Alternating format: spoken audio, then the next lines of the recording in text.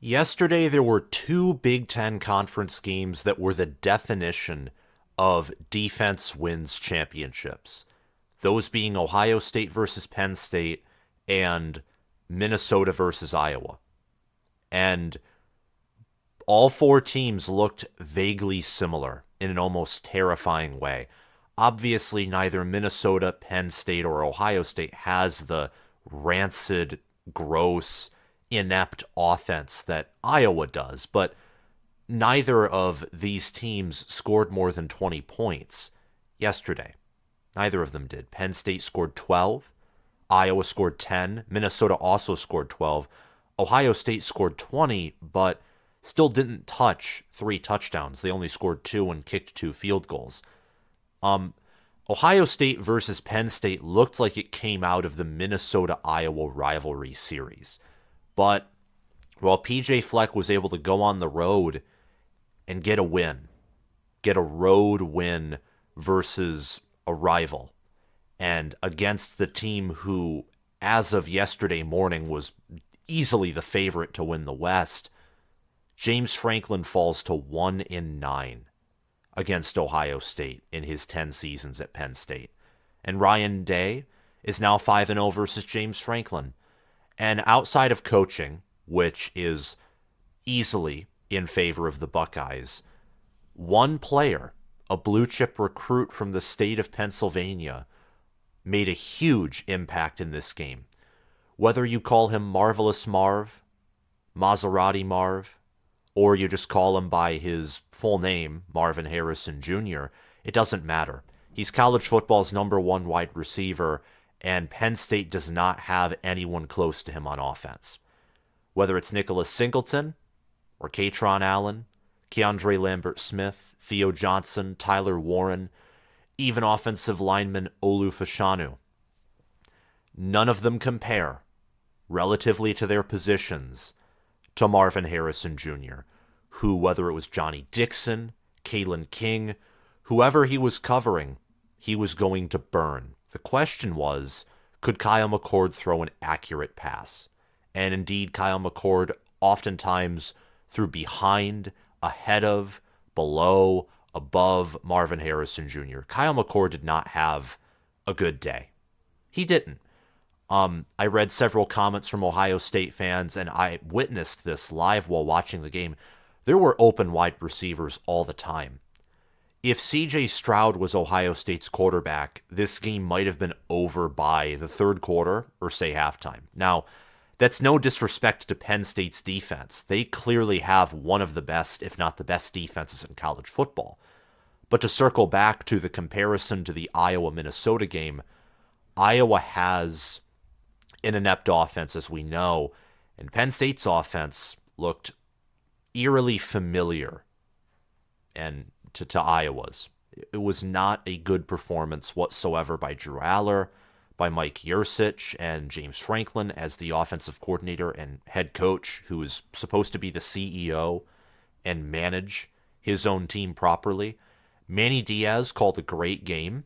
He earned respect in my book, and Penn State's defensive tackles, their defensive line, everything about Penn State's defense performed well. They just eventually cracked under the weight that Ohio State put on them. Ohio State was able to lean on their ground game occasionally to keep Penn State's defense honest, and in the passing game, if Kyle McCord threw an accurate pass or made a proper read, it was a first down. There's no doubt that Ohio State's wide receiver core is too good to be stopped. You can only limit them. That's your only hope. And Penn State was incapable of putting up the necessary points to win, especially on the road against this type of Ohio State Big Ten football team, and specifically this kind of defense. I think Ohio State might have the nation's #1 defense. But welcome back, guys, fellow football fanatics, and ladies and gentlemen. It's your host, College Football with Sam, and this game was the definition of Big Ten football. Death, taxes, and a Big Ten football game where we are exchanging punts and field goals more than we are touchdowns. It's beautiful. Sometimes it makes you want to wash your eyes with bleach. Other times, because it's so entertaining and the crowd noise and the emotion and preparation and just the formations, everything about the game sometimes is also so entertaining that your eyes are glued to the screen, but sometimes the style of football makes you cringe. Regardless, we're all Big Ten football and or college football fans here, so do me a favor and hit the big red subscribe button. Speaking of Big Red, Nebraska beat Northwestern yesterday, so go Big Red. But please hit that subscribe button, click the notification bell.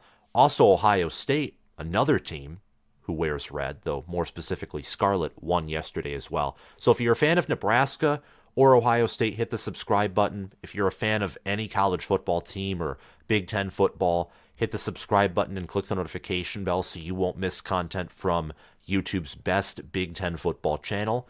Comment your thoughts down below and your analysis and your takeaways from this game, and also like this video so we can get it into the algorithm. Lastly, I ask you to check out my Patreon page via the link in the description, and I'll also post a link in the comments section. Potential Power, my own power ranking system that I try and design to accurately predict spreads, which is very tough with a power ranking system, and also games, had an above 500 record against the spread yesterday, and it predicted this game pretty well. Potential Power predicted Ohio State to win by 15, and until the final seconds, Ohio State was up by 14. So it predicted Ohio State to win and cover, factoring in home field advantage. Potential Power did fairly well in picking money lines and spreads yesterday. So if you join via the link in the description as an All-American or Heisman Patreon member, you'll get insider access to my power rankings. Thank you so much for listening, and we hit 12,100 subscribers yesterday, and that was awesome. We had almost 20,000 total viewers on our live reaction to Ohio State, Penn State. I will certainly be doing that style of video and live reaction for Michigan, Penn State, and also Ohio State, Michigan, for what I anticipate might be one of, quote, the games of the century, as I think Michigan and Ohio State are clearly better than Georgia right now. Georgia is still number one as of Sunday morning at the time of this recording, but I think Michigan and Ohio State both have a far better argument to be number one than Georgia does. Ohio State's knocked off two top 10 teams right now. Ryan Day has a 75% win percentage against ranked opponents. That's the highest. That is the highest among active head coaches in college football. For you to tell me that Ryan Day is not a top 10, let alone top 6, let alone even more boldly, top 5 head coach right now is complete lunacy. Complete lunacy. Ryan Day has not lost to a single Big Ten opponent in his 5 years at Ohio State, except for Michigan, who in Michigan has the second best win percentage over the past 2.5 seasons. That's incredible. Ryan Day and the Buckeyes traditionally are known for producing top offenses and offenses that matter. Offenses that can beat you in a shootout. An offense that last year humiliated Georgia's number one defense, nearly beat them by double digits, and I'd argue would have done the same in 2021. Watch Bryce Young and Jamison Williams against that vaunted Georgia defense, and you don't think that C.J. Stroud, who's a better quarterback than Bryce Young, both in the NFL and college, and also with that superior wide receiver room and better pass pro O-line, you don't think they would have destroyed that Georgia defense? Absolutely they would have. The question would have been, much like in 2022, would Ohio State's defense stop Georgia's offense? Well, this year, the offense has taken a step back. I'd say a sizable step back, but they still have explosiveness. The passing offense can still be elite at times. It looked better than Washington's yesterday. The defense has taken a tremendous step forward. I mean, every player on that defense is a monster. I don't care if it's JT Tuimoloau getting a sack, a few passes deflected, several pressures, whether it's Tommy Eichenberg, whether it's Josh Proctor with 2 pass deflections. That defense is littered with NFL All-American talent. You cannot tell me otherwise. I know we're talking about Ohio State a lot right now, but they won the football game. And in large part, they won the football game because of Marvin Harrison Jr. I mean, he carried that offense, and no one else on Ohio State's offense was really giving Penn State's defense any fits. Travion Henderson was out. Emeka Egbuka, he was not featured in this game. And Denzel Burke was out. Ohio State was down several elite players, and they still dominated this football game. They really did. And I know the score shows 20-12, but Penn State, without their timeouts and needing an onside kick, got a touchdown with 29 seconds remaining. They went for 2 for the analytics, in quotes, and failed. Penn State's offense was downright pathetic. You know what? I'm going to make a post about this later today. This Penn State team reminds me of 2021 Iowa. And 2021 Iowa was a good team. With the talent that Penn State has, that would make 2021 Iowa a great near elite team. You can tell me that that's a hyperbolic comparison, but 2021 Iowa had Tyler Goodson. They had Sam Laporte at tight end. They had a good tight end room. They had an offensive line that was good or great, but very far from elite. And Spencer Petras, that was one of his better years in 2021. Drew Allar yesterday might as well have been Spencer Petras with legs. I mean, 18 of 42, 191, a touchdown. His QBR went from 26th to outside of the top 40. He had less than a 30 QBR. It was disastrous. Penn State was 1 of 16 on third down efficiency, 1 of 3 on fourth down efficiency. They averaged 1.9 yards per rush, 4.5 yards per pass. Ohio State had 7 more first downs. Ohio State had almost 100 more passing yards. And Ohio State had 30 more rushing yards. Yet they had more yards in penalties. They lost a fumble. And they themselves failed on a fourth down in the end zone, which is a play that I said live I would rip Ryan Day for. You take the field goal there. Penn State can't do anything. I understand the feeling that you want to close out the game early. But it's like with Dan Lanning. Take the 3. Just take the 3. If anything in this game, what was being communicated to us was not just the fact that Ohio State's the overall better team with obviously the better offense. They might have the better defense too. Ohio State's defense had more sacks, and they were able to get more pressure.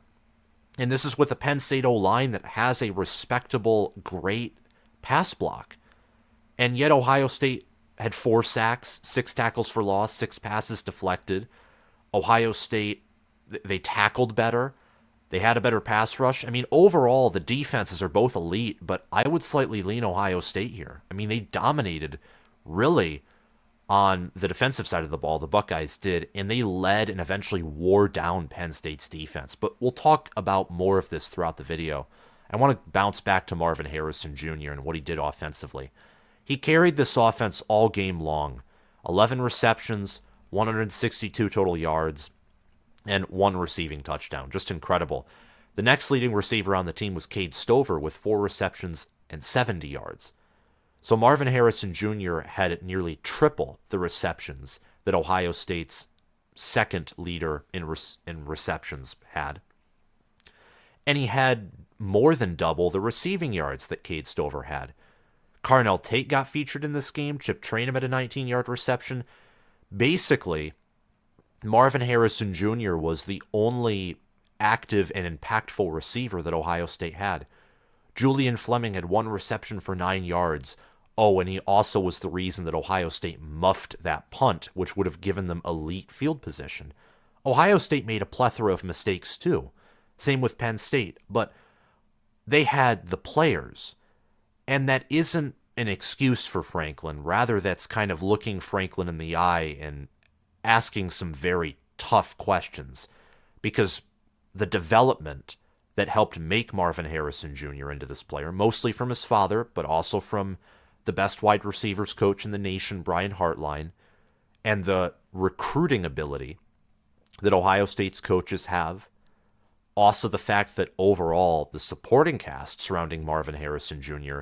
has been higher recruited and better developed than what's at Penn State. And Ohio State's coaches did a better job of putting their players in a position to win. If you're Ohio State and you're struggling on offense, you feed Marvin Harrison Jr. the ball because he's that elite of a player. He will get you first downs. He will get you touchdowns. He will help you win football games. Ohio State had 41 carries and 35 passing attempts. They're still trying to force the run, and it doesn't work. And I understand keeping defenses honest. And the run actually worked at times. Kyle McCord and also the team taking a knee in, end of the second quarter and end of the football game helped weigh down Ohio State's rushing total. But Mayan Williams ran for 2.6 yards per carry with 1 touchdown. Chip Trayanum ran for 2.4. Devin Brown had a few red zone carries for 5 yards. Xavier Johnson had 2 carries for 4 yards. This rushing offense at times looked good, if I'm being honest. I mean, the offensive line did well handling their assignments. They had a much better performance than they had against Maryland, for example, or Indiana. The offensive line stepped up. The problem is Penn State is one of the best defenses in the country. You were never going to hold them to 0 sacks and 0 tackles for loss, and you were likely, with the type of offensive line Ohio State has, they were never going to average more than 4 yards per carry on the ground. It was never going to happen.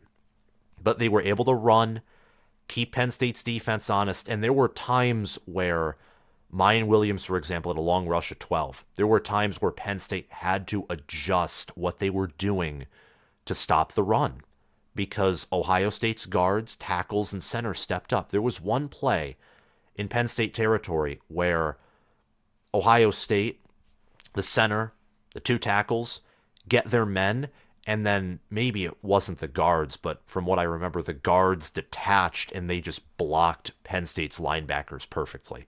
Gain of more than 5. This run game does have potential, and this is without Travion Henderson. I imagine with Henderson, Ohio State rushes for over 100 yards. I was unaware that he wasn't going to play in this game. I thought his injury would be minor, but it is what it is. Ohio State needs to get the ball more to Marvin Harrison Jr., more to Cade Stover, more to Carnell Tate. I know that Kyle McCord has his accuracy issues, and under pressure, he's not an elite quarterback or not even a great quarterback under pressure, but he's still efficient. 22 completions of 35 attempts, 286 total yards, 8.2 yards per pass attempt. He's getting better every game. 1 passing touchdown, an 87.2 quarterback efficiency rating. That makes him the 5th best quarterback, according to ESPN efficiency metrics, in all of college football. Definitely not the same quarterback as C.J. Stroud or Justin Fields. I'm not trying to pretend that, but he's good. He's great. By the end of the year, he might be near elite. Give him more passing attempts. Your defense is good enough to the point where your offense doesn't have to score on every other drive or every drive. The more reps that Kyle McCord gets, the better he will become. And with Igbuka healthy and also with Henderson healthy, this offense overall will look that much better with them back, especially Igbuka, because Igbuka's an elite wide receiver. While having 2 elite wide receivers as opposed to 1 is going to wreak havoc on opposing defenses, and that will help Marvin Harrison Jr. Just retain some of his stamina. That also will give defenses, like I said, a hard time because you can't just double cover or only focus on covering Marvin Harrison Jr. Now you have to pay attention to Igbuka. And then you have Cade Stover, and Henderson in space is dangerous as a receiver as well. For Penn State ran it for 26 times. 26 times. And they passed for 42 times. What are you doing? What are you doing? I mean, entering this game, Penn State had the better rushing offense. There was less speculation about Penn State's run game because Singleton, Potts, and Allen were known to be healthy. Meanwhile, having Henderson out or in with this type of offensive line totally changes the dynamics of the game. Also, Dallin Hayden didn't get a single snap, so I expect him to be redshirted this year because I think he fits this type of offensive line and fits the skill set needed for this offense better than, let's say, Mayan Williams or Chip Trayanum or Xavier Johnson. And I talked about that after the Purdue game. So he's going to be redshirted. I think that'll help Ohio State's future and even Dallin Hayden's future. And with Tony Alford as the running backs coach, I can only imagine staying an extra year is going to make him that much better with elite development. But focusing on Penn State, your strength, at least from what you want to do, your strength and also your identity is running the football. And you abandon it. From the get-go, you are passing all around the field. When you're facing the best secondary, or the second best secondary, it's between Ohio State and Georgia for the number one secondary in all of college football. After yesterday, I think Penn State has an elite secondary. I don't think it's number one. I really do not think that. I think it's Ohio State, maybe Georgia. Maybe there's still an argument for Penn State, but you allowed nearly 300 passing yards, and this wasn't to C.J. Stroud, and this wasn't to a healthy Ohio State wide receiver. It was to basically one or two players, Marvin Harrison Jr. and Cade Stover. Why are you passing? Like, you're flinging the ball everywhere. You don't have C.J. Stroud. You don't have Bryce Young. You don't have J.J. McCarthy. You don't have Michael Penix. You don't have Bo Nix. You don't have Caleb Williams. You don't even have Kyle McCord. You have Drew Allar, who, after yesterday, I have a lot of doubt about, outside of his ability to not turn over the football. That's what's impressive about Drew Allar. 6'5", 243 pounds. There were people in the preseason saying that Drew Allar would be the Big Ten's best quarterback. Does the Big Ten's best quarterback have a 67.5 QBR? Is the Big Ten's best quarterback the 43rd most efficient passer? Does the Big Ten's best quarterback have a 134.7 passer rating? By the way, that's worse than Cade McNamara's passer rating in 2021. Just saying. Does the Big Ten's best quarterback complete 61% of his passes? Does the Big Ten's best quarterback, or even, for all the questions I asked, a top 3 quarterback in the Big Ten, or a top 2 quarterback in the Big Ten, does he average 6.5 yards per pass attempt? And does he average all of those statistics while being sacked only 8 times? His struggles did not begin against Ohio State. They were constant leading up to this game. He was never going to struggle against Northwestern, have to throw for 5 yards per attempt versus Iowa, and again, have off games against Illinois, and still not put on a show against UMass and then going to break out against Ohio State. That was never going to happen. If Penn State was going to win this game, it was because they were going to force multiple turnovers. It was going to be via the fumble returned for 6, which that was a controversial call. I'll give you that. But controversial calls are a part of the game. It was going to be through defensive touchdowns or the run game taking over. Allar, with the wide receiver room that he has, was never going to be the reason why Penn State won this football game. Maybe next year he'll be. He has a lot of talent, a whole lot of upside. But to say that he is somehow better than Kyle McCord or J.J. McCarthy at this point is lunacy. Those two are far better than Allar is as a passer. I know it's the best pass defense in the country, and it's potentially the best overall defense in the country. I mean, Jim Knowles has a unit. Jim Knowles last year looked like Don Brown, but Don Brown never adapted.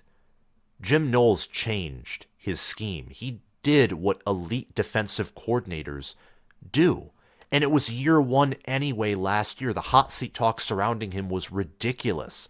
It depends on what you do in year 2, how you learn and grow. The good defensive coordinators, the good offensive coordinators, the good head coaches, they learn, they grow, they adapt. They advance. They change throughout the course of history. Same with nations and individuals outside of football.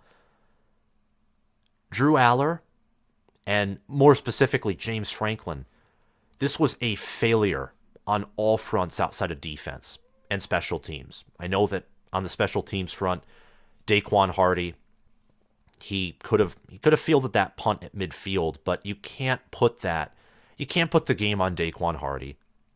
You can't put the game on Abdul Carter or whoever was covering Marvin Harrison Jr. on a crosser route, who recognized the play way too late, and Marvin Harrison Jr. was able to get to the edge and in space waltz in for a touchdown. You can't put those plays on the defense, on the special teams. Can't do it. Alex Felkins was 2 for 2 on field goals. I mean, he's a great kicker. He really is. He's better than Jake Pinniger. I'll tell you that right now. But this offense has regressed from last year. Penn State's probably level to the team they were last year. Their defense is one of the best in the country, but their offense is an absolute mess. Their offense got worse compared to last year, and their defense got better, and their special teams got better in my mind. Sean Clifford, right now, Sean Clifford would give you a better chance to win this football game than Drew Allar would. That's facts. That's total facts. That's why Sean Clifford started last year. He gave Penn State their best chance to win. This year, if Sean Clifford somehow was given a 7th year of eligibility, he'd be starting right now. He would be. Because Sean Clifford would have completed probably more than 50% of his passes, even with this wide receiver room. And I imagine he would have rushed for more than negative 23 yards on 7 carries. Yeah, he would have been sacked. But Sean Clifford knew how to be elusive. He knew how to scramble. Maybe he would have thrown an interception or turned it over. Clifford was definitely more turnover prone than Allar, but so far from what I'm seeing with Drew Allar, Clifford, he's the better quarterback, like relative to comparing last year's team and this year's team. And you don't believe me, Clifford was top 25 in quarterback efficiency last season. He was constantly in the top 30. Against Ohio State, he had 4 turnovers, but he also had several scores. And part of me blames the turnovers almost more on the offense and the coaching than I do him. Throwing screen passes to defensive ends who, with Jim Knowles' jack position are trained to catch the football, and you're throwing to them. I don't know. Just a thought. That all relates back to James Franklin, though. James Franklin, he has 1 win against Ohio State. 1. He's won 10% of his games against Ohio State. That 1 win coming off of a blocked field goal, returned for 6 at home. The 1. Franklin is 3-16 in big games. James Franklin, yesterday, he talked about how, big picture. I'll be happy to talk about that at some point, but then focusing on today's game and acting like this isn't a pattern. That's James Franklin. Franklin also saying, well, watch the tape, but I'm not sure you didn't just watch 2 of the best teams in college football, specifically on the defensive side of the ball. Thank you for adding that last part, because your offense reminds me more of 2021 Iowa than it does, 2016 Michigan or 2016 Ohio State, who were elite defensive teams with average or above average offenses. This Penn State offense reminded me of 2017 Michigan or 2021 Iowa. It was horrendous. Rushing for less than 2 yards per carry, passing for less than 5 yards per attempt, rushing for less than 50 total yards. You are not winning a game with those statistics unless you're facing a non-top 10 team and unless you have an elite defense, elite special teams, and you at least have some kind of good to great game management. Phil Parker is a better game manager than Manny Diaz. Manny Diaz gained my respects as a DC. He's still not Phil Parker. And Kirk Ferentz is a better game manager than James Franklin is. Kirk Ferentz had his own debacle of punting with 2 minutes left against Minnesota. Well, Minnesota then proceeds to punt the ball back, and Cooper DeJean returns it for a touchdown, except, oh wait, he signaled his players to get away from the ball, which means when you pick up the ball, it's dead. That's another controversial call because I see the argument for the fact that that wasn't a dead ball, and he did return that for a touchdown. But more on that reaction video later, because I'm going to be reacting to that video. Overall, 250 total yards, 1 touchdown that came in the final seconds of the game. A quarterback who I think his confidence is already taken away from him, if not slowly slipping. I don't know what to tell you if you're Penn State, because next year, or that's looking too far in the future, this Michigan game is that much more important. Michigan destroyed Michigan State 49-0. Michigan statistically is by far the best team in college football now. They're second in FPI, quickly closing in on Ohio State. They're first in efficiency. They're first in points per play margin. They're first in yards per point margin. This is through 8 games. I know they haven't played much of a schedule, but they played Minnesota, Nebraska, Rutgers. Those teams all have winning records now and are at least average Power 5 opponents. They obliterated them. They're not going to beat Penn State like 50-0. That will never happen. That'd be my dream as a Michigan fan. Same with beating Ohio State 50-0. That's not going to happen, though. But Michigan right now looks much better than Penn State. But Ohio State was better than Penn State in 2016, and Beaver Stadium made that difference. Penn State's defense clutched up, made a difference.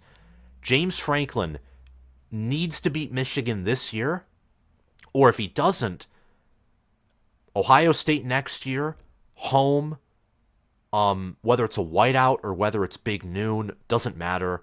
Penn State will probably return more than Ohio State next year. It's a home game. The schedule is the easiest that Penn State has had in probably more than 10 years. Something has to give next year. There has to be breakthrough, because I know it's tiring for Penn State fans, and it's painful seeing this happen over and over and over again. That's all I'm going to say. Now, for Ryan Day, he wasn't perfect either. Again, the 4th and goal call, screen pass, Penn State's defense is in man. They totally read it. Lunacy. What are you doing? But outside of that play, the muffed punt, and Kyle McCord's inaccuracy, also running it for more than you pass when you can't run the football. Ryan Day did not have a perfect game, but he managed the scheme much better than James Franklin did. He put his players in a better position to win, even with his mistakes, in my opinion, than Franklin did. Ohio State's defense, like Penn State's, is also one of the best in college football. The wide receivers in Cade Stover are NFL level. They're very high in talent. They're great receivers, great blockers. I mean, it's just watching Ohio State's offense when they are in rhythm is beautiful. Last year, in 2021, I said that as well. I mean, this offense, when it is working at peak efficiency, carves you up. Or when the Buckeyes used to have an elite rushing attack, like in 2019 with J.K. Dobbins, or in the later half of the 2020 season with Trey Sermon, Ohio State could just ground and pound and also use that passing offense to keep you honest and just bully you in the run game. I mean, Trey Sermon destroyed Northwestern and Clemson in 2020, and J.K. Dobbins just owned everyone in 2019. In all 14 games, I think Ohio State rushed for well over 100 yards, if not well over 150. Most games was over 200, though. They averaged more than 200 rushing yards per game, which was just crazy. When Ohio State and Ryan Day's offense functions at peak efficiency, regardless of the game plan, regardless of personnel, it's beautiful. Now, I don't think this year they're going to ever reach that elite level on offense. I don't think they have the tackle play. I don't know even if they have the interior offensive line play. You need to be healthy at running back, and I don't think Ohio State has a quarterback who will be elite at the end of the season. I think that Kyle McCord is a much better version of Cade McNamara. He's basically your peak game manager. Now, maybe I'm wrong in saying that, and some will say, well, he's not, and you have a right to your argument. That's not even an insult. Peak game manager. This guy has one interception. He still has good arm strength. He's extremely accurate when he's comfortable, and he's getting better every game. I think right now he's clearly a top 10 quarterback. When I say peak game manager, I mean he doesn't have legs. He doesn't have any spectacular ability. He's just great or good in every area. Good pocket awareness. I mean, he knows when he's about to get sacked or when the pocket's closing. You can tell in his demeanor. He's not like, let's say, J.J. McCarthy last year, where McCarthy has no clue he's about to get trucked until he gets trucked. McCord has awareness. He's accurate when comfortable. He needs to get comfortable being in pressure. That's what McCord needs. If that happens, I don't care that he doesn't have elite arm strength or, one of one accuracy. If he can just be accurate while under pressure, this offense is going to be that much better thanks to him. And already, it is one of the better offenses in college football. It's just not the number one offense in college football. I still think Ohio State has a top 15, top 10 offense, especially when you factor in their upside. Kyle McCord just needs more experience. I think that yesterday they could have had him throw it 50 times and, they probably still would have won. They needed that run game, though, especially early on, because Kyle McCord was pretty hit and miss until Penn State's defense was worn down. Ohio State needed that run game to chew clock and to control the game, even if they couldn't pick up big gains. I think that's part of the reason why they're running so much, but it wouldn't hurt in my mind to pass more than they are relative to rushing attempts percentage out of total plays. I think they could afford to pass more and operate a better offense while still being able to run to, choose some clock, rest the defense, shorten games, because Ohio State this season, they're not fast. I mean, they used tempo, but very strategically. They were very comfortable in chewing the clock. I mean, the identity of this team, part of its personnel, part of this scheme change, I think, is Ryan Day. He wants his team to be physical. I think that last year he started this transition to an offense that is more slow, more rush heavy, at least ideally. And part of me thinks that was a mistake because I think the 2021 offense or even 2022 offense didn't have very many problems. Rather, it was the defense that needed changing. But then again, as I've mentioned earlier, Kyle McCord is not C.J. Stroud. Speaking of which, C.J. Stroud was on the sidelines. It was great to see him. Phenomenal quarterback, both at the collegiate level and also the NFL level. I think what he's showing in Houston is very impressive. Very impressive. And people said that he wouldn't succeed because, well, he's an Ohio State quarterback or because he didn't look good in his first preseason game. Whatever. Fans of sports, and I find this especially in life, we're very reactive. And I've tried to not be very reactive on this channel. But if I have been, please tell me down below. I know that there's one instance where I was reactive. That was ranking Washington State top 10. And they're already 4-3. Maybe 3-3. I forget. Anyway. 365 offensive yards, 2 touchdowns, a defense that matters, a defense that you can win with that defense. You don't have to win with your offense anymore if you're Ohio State. We knew that entering this game, but we're even more confident in that. Overall, the reason Ohio State won is despite giving up a turnover, despite having more penalties, Ohio State had 34 minutes and 24 seconds of possession. That's nearly a 10-minute possession advantage over Penn State. Ohio State had more rushing yards. Both the Nittany Lions and the Buckeyes averaged 1.9 yards per carry. Ohio State averaged 8.2 yards per pass. Penn State only averaged 4.5. Ohio State had 125 more total yards. The Buckeyes were 6 of 16 on third down, as opposed to 1 of 16 for Penn State. The Buckeyes had 22 first downs to Penn State's 15. And they held Penn State to be 1 of 3 on fourth down. And Penn State in total, look, 26 rushing attempts, 42 42 passing attempts. That right there is 68 total plays. Ohio State, meanwhile, had 76 total plays. Only 8 more plays, 125 more yards. So Ohio State was by far more efficient with their offense. Ohio State with more plays, with more possession, controlled. They weren't just the more explosive team. They controlled the game very effectively. I mean, it was clear entering halftime. That was why Ryan Day took the knee. It was very clear this team was the superior football team. You just couldn't make mistakes. And after that near fumble return for a touchdown, I just think Ryan Day wanted to play it super conservative, which I was fine with. What I wasn't fine with is you do that before half, and then you go on a 4th down from basically the 2-point conversion line when kicking a field goal is being conservative. Like, stay consistent throughout the game. But the Buckeyes showed that they were the better team. And look, in my mind, looking at the Big Ten right now, it's clear that Michigan and Ohio State are in that 1A. They're in Tier 1A.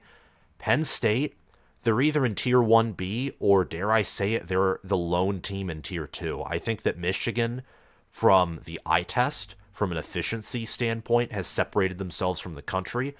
Ohio State, the resume that Ohio State has right now, no one else has that resume. Ohio State, in my mind, has the best strength of record in all of college football, beating Notre Dame on the road, a top 10 Penn State team at home, and, beating a Maryland team that has a winning record, and just dominating in games against, whether it's Western Kentucky or Purdue.